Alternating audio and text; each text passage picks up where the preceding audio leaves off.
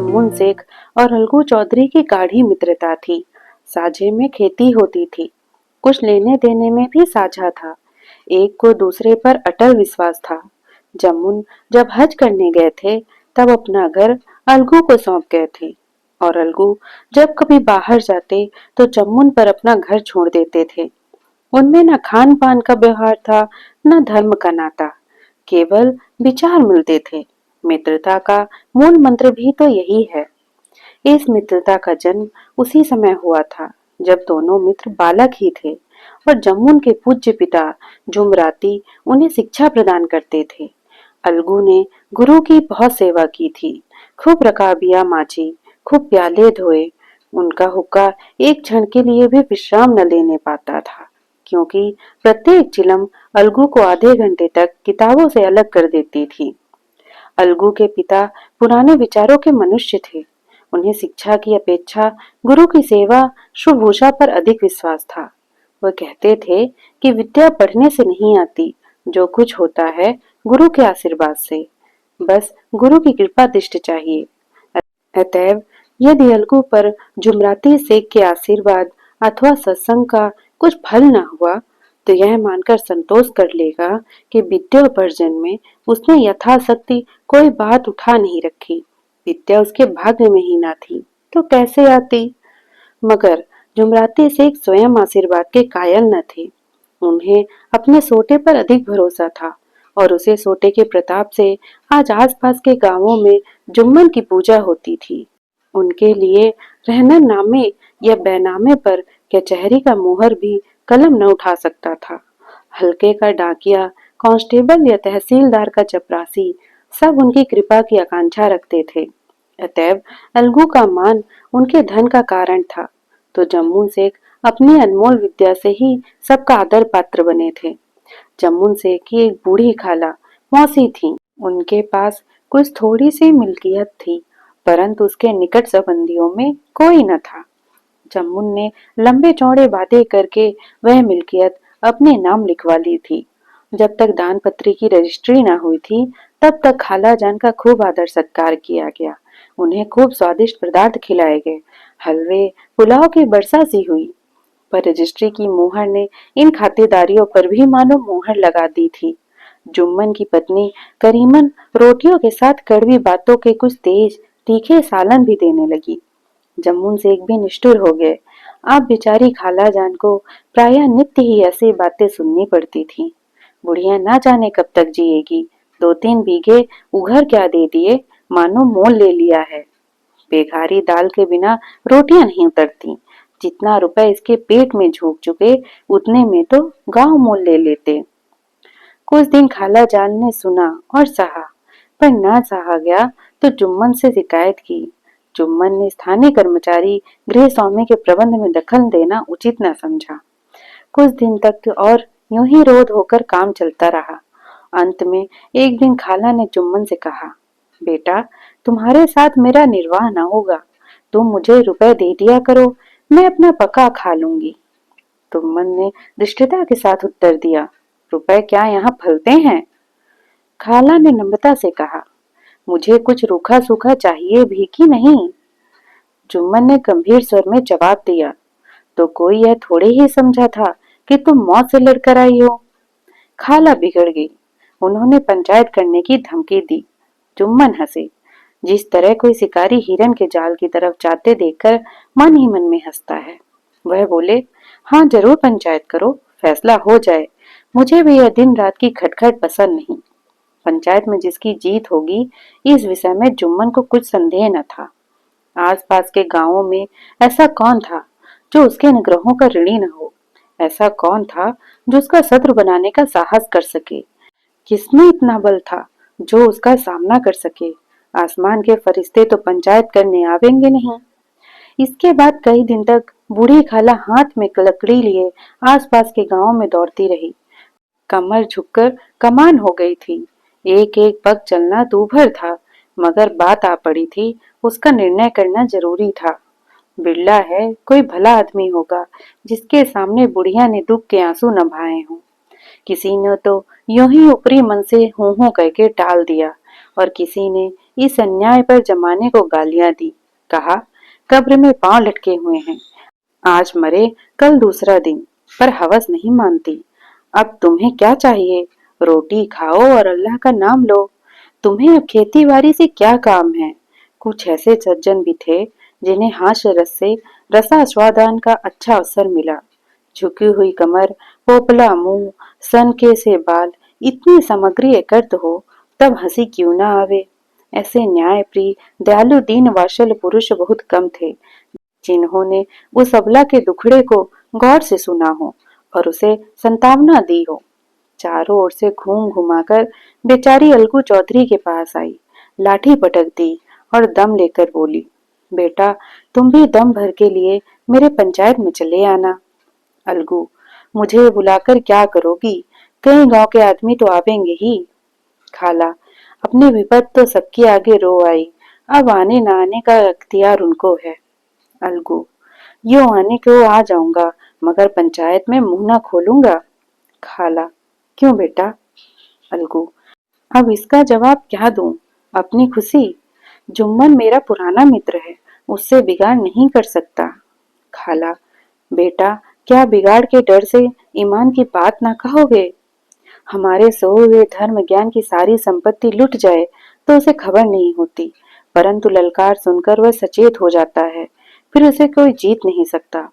अलगू इस सवाल का कोई उत्तर न दे सका, पर उसके हृदय में ये शब्द गूंज रहे थे, क्या बिगाड़ के डर से ईमान की बात ना कहोगे?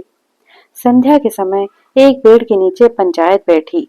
शेख जुम्मन ने पहले से ही फर्श बिछा रखा था। उन्होंने पान, इलायची, हुक्के, तंबाकू आदि का प्रबंध भी किया था। हाँ, वह स्वयं अलबत्ता अलगू चौधरी के साथ जरा दूर पर बैठे हुए थे। जब पंचायत में कोई आ जाता था तब दबे हुए सलाम से उसका स्वागत करते थे। जब सूर्यास्त होगा और चिड़ियों की कलरव युक्त पंचायत पेड़ों पर बैठी तब यहाँ भी पंचायत शुरू हुई। फर्श की एक एक अंगुल जमीन भर गई, पर अधिकांश दर्शक ही थे। निमंत्रित महाशयों में से केवल वो ही लोग पधारे थे जिन्हें जुम्मन से अपनी कुछ कसर निकालनी थी। एक कोने में आग सुलग रही थी, नाई ताड़म तोड़ चिलम भर रहा था। यह निर्णय करना असंभव था कि सुलगते हुए उपलोक से अधिकांश धुआं निकलता था या चिलम के दमों से। लड़के इधर उधर दौड़ रहे थे, कोई आपस में गाली गलौज करते और कोई रोते थे। चारों तरफ कलोहल मच रहा था। गांव के कुत्ते इस जमाव का भोज समझकर झुंड के झुंड जमा हो गए थे। पंच लोग बैठ गए तो बूढ़ी खाला ने उनसे विनती की, पंचो आज 3 साल हुए मैंने अपनी सारी जायदाद अपने भांजे जुम्मन के नाम लिख दी थी। इसे आप लोग जानते ही होंगे। जुम्मन ने मुझे तो ताहयात रोटी कपड़ा देना कबूल किया। साल भर तो मैंने इसके साथ रो धोकर काटा, पर अब रात दिन का रोना नहीं सहा जाता। मुझे न पेट की रोटी मिलती है न तन का कपड़ा। बेकस बेवा हूँ, कचहरी दरबार नहीं कर सकती। तुम्हारे सिवा और किसको अपना दुख सुनाऊं? तुम लोग जो राह निकाल दो उसी राह पर चलूं। अगर मुझ में कोई ऐब देखो तो मेरे मुंह पर थप्पड़ मारो। जुम्मन में बुराई देखो तो उसे समझाओ। क्यों एक बेकस की आह लेता है? मैं पंचों का हुक्म सिर माथे पर चढ़ाऊंगी। रामधन मिश्र, जिनके कई असामियों को जुम्मन ने अपने गांव में बसा लिया था, वो बोले, जुम्मन मियाँ किसे पंच बदते हो?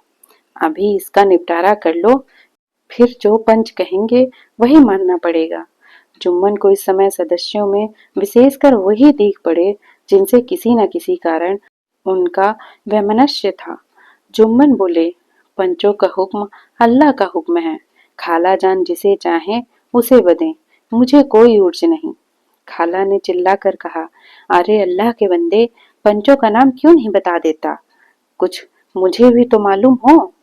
जुम्मन ने क्रोध से कहा, अब इस वक्त मेरे मुंह न खुलवाओ, तुम्हारी बन पड़ी है, जिसे चाहो पंच बदो। खाला जान जुम्मन की अपेक्षा को समझ गई। वह बोली, बेटा खुदा से डरो, पंच न किसी के दोस्त होते हैं न किसी के दुश्मन। कैसी बात करते हो? और तुम्हारा किसी पर विश्वास न हो तो जाने दो। अलगू चौधरी को तो मानते हो, लो मैं उन्हीं को सरपंच बनती हूँ। जुम्मन शेख आनंद से फूल उठे। परंतु भावों को छिपाकर बोले, अलगू ही सही, मेरे लिए जैसे रामधन वैसे अलगू। अलगू इस झमेले में फंसना नहीं चाहते थे। वे कन्नी काटने लगे। बोले, खाला, तुम जानती तो हो मेरी चुम्बन से गाढ़ी दोस्ती है। खाला ने गंभीर स्वर में कहा, बेटा, दोस्ती के लिए कोई अपना ईमान नहीं बेचता। पंच के लिए दिल में खुदा बसता है। पंचों के मुंह से जो बात निकलती है वह खुदा की तरफ से निकलती है। अलगू चौधरी सरपंच हुए। रामधन मिश्र और जुम्मन के दूसरे विरोधियों ने बुढ़िया को मन ही मन में बहुत कोसा। अलगू चौधरी बोले, शेख जुम्मन, हम और तुम पुराने दोस्त हैं। जब काम पड़ा तुमने हमारी मदद की और हम भी जो कुछ बन पड़ा तुम्हारी सेवा करते रहे। मगर इस समय तुम और बूढ़ी खाला दोनों हमारी निगाहों में बराबर हो। तुमको पंचों से जो कुछ अर्ज करनी हो करो। जुम्मन को पूरा विश्वास था कि अब बाजी मेरी है। अलगू यह सब दिखावे की बातें कर रहा है। अतः शांत चित्त होकर बोले, पंचों, 3 साल हुए खाला जान ने अपनी जायदाद मेरे नाम लिखवा दी थी। मैंने उन्हें ताहयात खाना कपड़ा देना कबूल किया था। खुदा गवाह है, आज तक मैंने खाला जान को कोई तकलीफ नहीं दी। मैं उन्हें अपनी माँ के समान समझता हूँ। उनकी खिदमत करना मेरा फर्ज है। मगर औरतों में जरा अनबन रहती है, उसमें मेरा क्या बस है। खाला जान मुझसे महावर खर्च अलग मांगती हैं। जायदाद जितनी है वह पंचों से छिपी नहीं।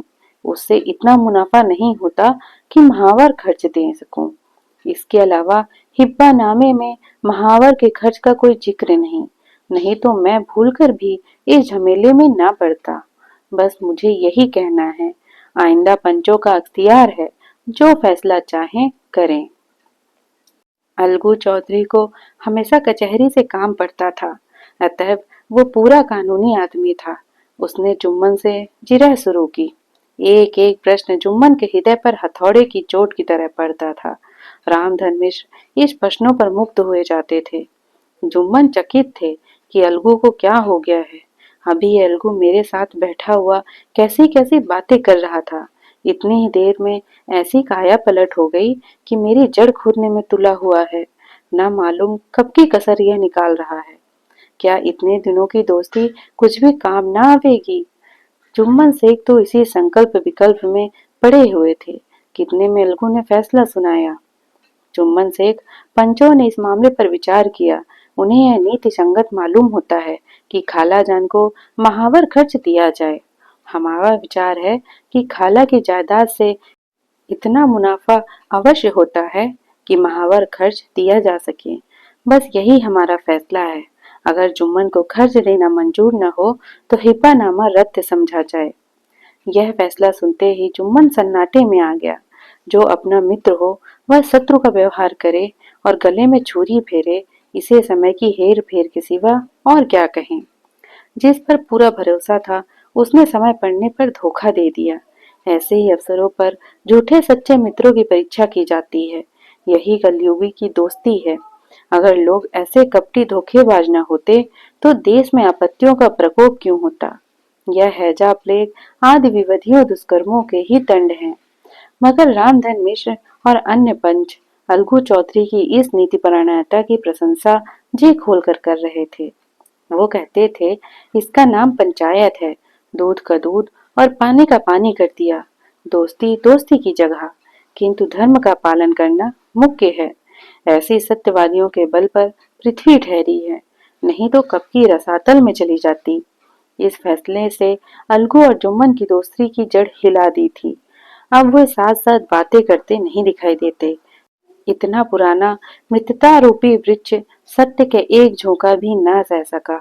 सचमुच वह बालू की ही जमीन पर खड़ा था। उनमें अब शिष्टाचार का अधिक व्यवहार होने लगा। एक दूसरे की आ भगत ज्यादा करने लगे। वे मिलते जुलते थे, मगर उसी तरह जैसे तलवार से ढाल मिलती हो। जुम्मन के चित्त में मित्र की कुटिलता आठों पहर खटका करती थी। उसे हर घड़ी यही चिंता रहती थी कि किसी तरह बदला लेने का अवसर मिले। अच्छे कामों की सिद्धि में बड़ी देर लगती है, पर बुरे कामों की सिद्धि में यह बात नहीं होती। जुम्मन को भी बदला लेने का अवसर जल्द ही मिला। पिछले साल अलगू चौधरी बटेसर से बैलों की एक बहुत अच्छी गोई मोल ले आए थे। बैल पचाही जाति के थे, सुंदर, बड़े बड़े सींगों वाले थे। महीनों तक आसपास के गांवों के लोग दर्शन करते रहे। दैव भोग से चुम्बन और पंचायत के 1 महीने के बाद इस जोड़ी का एक बैल मर गया। चुम्बन ने दोस्तों से कहा, यह दगाबाजी की सजा है। इंसान सब्र भले ही कर जाए, पर खुदा नेक ओ बद सब देखता है। अलगू को संदेह हुआ कि जुम्मन ने बैल को विष दिला दिया है। चौधराइन ने भी जुम्मन पर ही इस दुर्घटना का दोषारोपण किया। उसने कहा, जुम्मन ने कुछ कर करा दिया है। चौधराइन और करीमन में इस विषय पर एक दिन खूब वाद विवाद हुआ।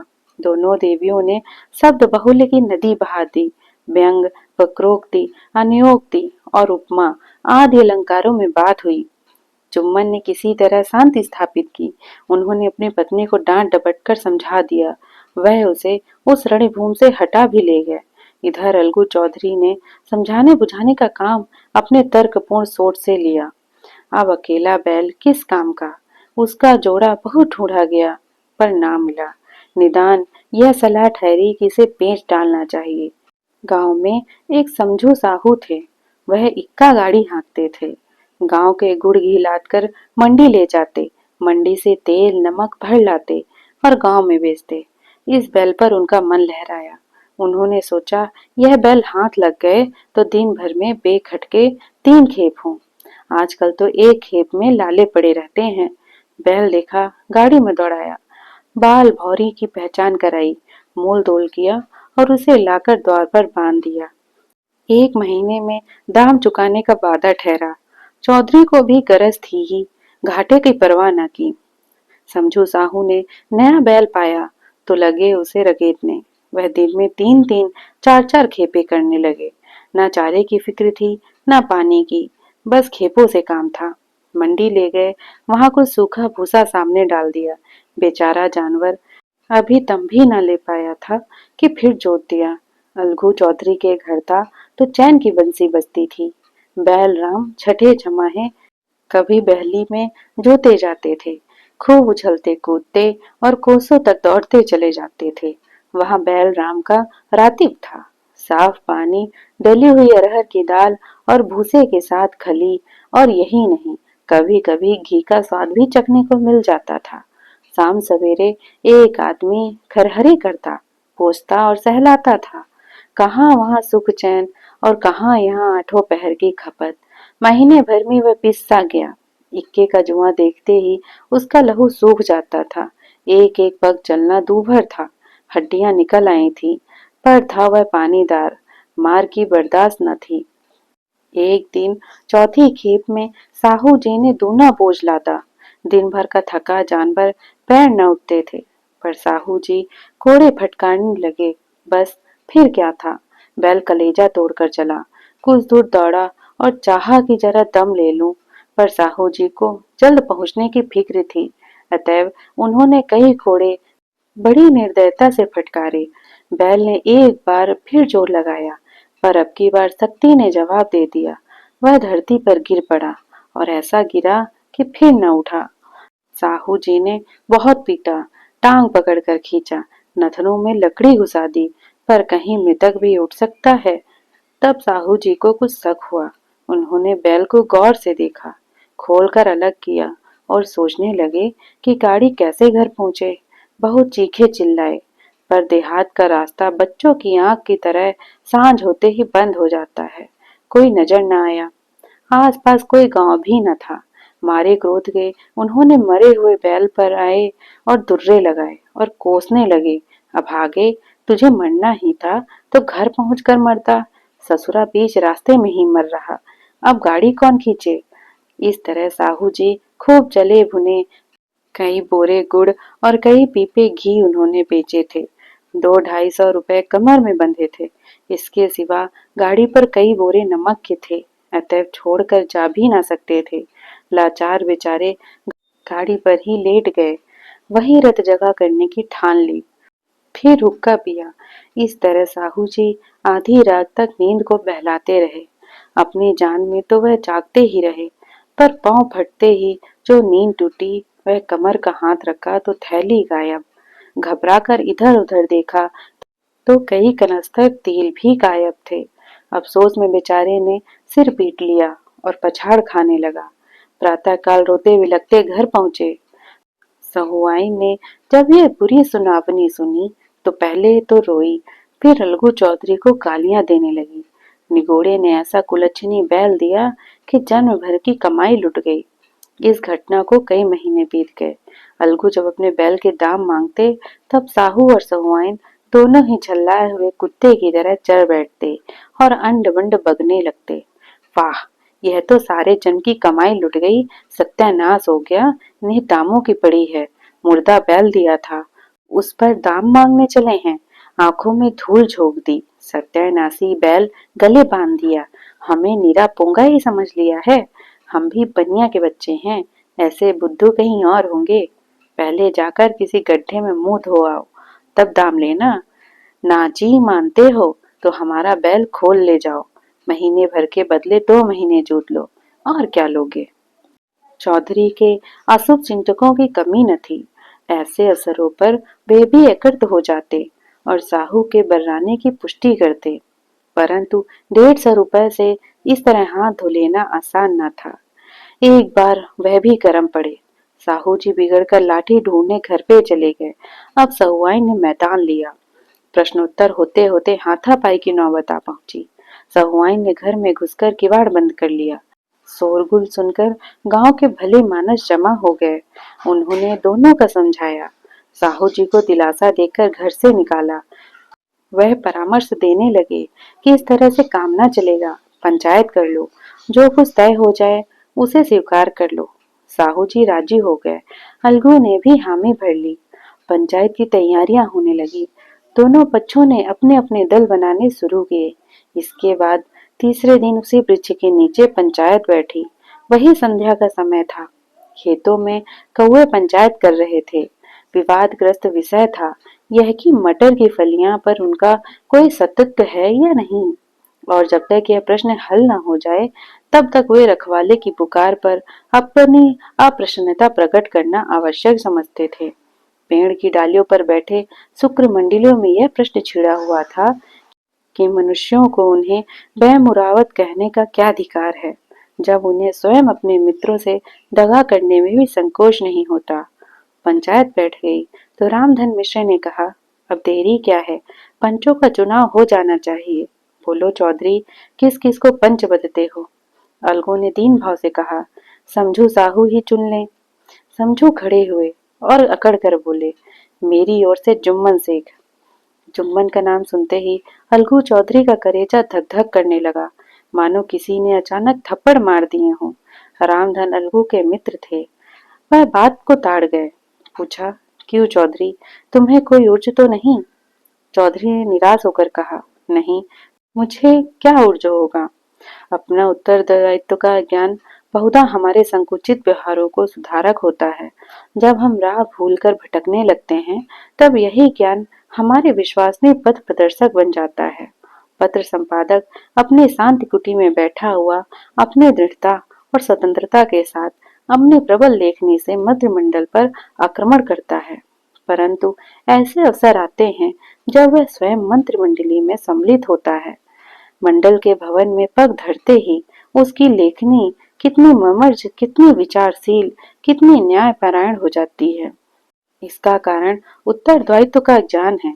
नवयुवक युवावस्था में कितना उद्दंड रहता है। माता पिता उसकी ओर से कितने चिंतित रहते हैं।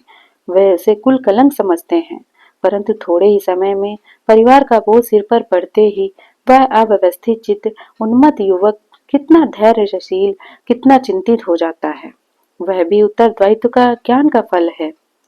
जमुन शेख के मन में भी सरपंच का उच्च स्थान ग्रहण करने की अपनी जिम्मेदारी का भाव पैदा हुआ। उसने सोचा, मैं इस वक्त न्याय और धर्म का सर्वोच्च आसन पर बैठा हूँ। मेरे मुंह से इस समय जो कुछ निकलेगा वह देववाणी का सदस्य है, और देववाणी में मेरे मनोविकारों का कदापि समावेश न होना चाहिए। मुझे सत्य से जौ भर भी नहीं टलना चाहिए। पंचों ने दोनों पक्षों का सवाल जवाब करने शुरू किए।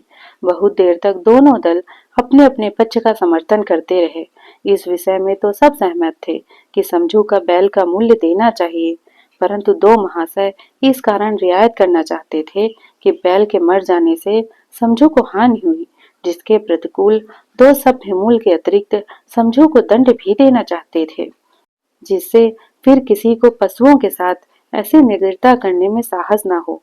अंत में जुम्मन ने फैसला सुनाया, अलगू चौधरी और समझू साहू, पंचों ने तुम्हारे मामले पर अच्छी तरह विचार किया।